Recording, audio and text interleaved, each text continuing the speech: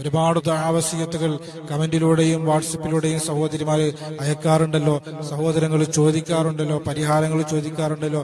കല്യാണം ശരിയാകാൻ, വീട് വെക്കാൻ, വിസ കിട്ടാൻ, ലീവ് കിട്ടാൻ, ജോലി ശരിയാവാൻ, ഇങ്ങനെ തുടങ്ങി രോഗങ്ങൾ മാറാൻ പല ലക്ഷ്യങ്ങളും പല ആവശ്യങ്ങളും പല ആഗ്രഹങ്ങളും പല മുറാദുകളും പല സ്വപ്നങ്ങളും ഒക്കെ നിറവേറി കിട്ടാൻ വേണ്ടിയിട്ട് ഇൻഷാ അല്ലാഹ് ഏത് ആഗ്രഹമാണെങ്കിലും ഹലാലായ ഖൈറായ ഏത് ആഗ്രഹവും ഇൻഷാ അല്ലാഹ് ഒരു 15 ദിവസം കൊണ്ട് നമുക്ക് നേടിയെടുക്കാൻ കഴിയുന്ന ഒരു അമൽ നമ്മൾ പഠിക്കുകയാണ്.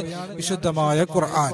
വിശുദ്ധമായ ഖുർആനിലെ സൂറത്തു ദുഖാനിലെ ആദ്യത്തെ 8 ആയത്ത് ഇൻഷാ അല്ലാഹ് 15 പ്രാവശ്യം വീതം ശഅബാനിലെ 1-ാം രാവ് മുതൽ 15-ാം രാവ് വരെ നമ്മൾ ഓതുക. 15-ാം രാവിൽ 30 പ്രാവശ്യം നമ്മൾ ഓതിയിട്ട് 15-ാം രാവിൽ കുറച്ച് ദിക്റുകളൊക്കെ ചൊല്ലിയിട്ട് നമ്മൾ ദുആ ചെയ്ത് കഴിഞ്ഞാൽ നമ്മുടെ ആഗ്രഹം അല്ലാഹു നടത്തി തരുമെന്ന് നമ്മുടെ ഉലമാക്കൾ വിശദീകരിക്കുന്നു.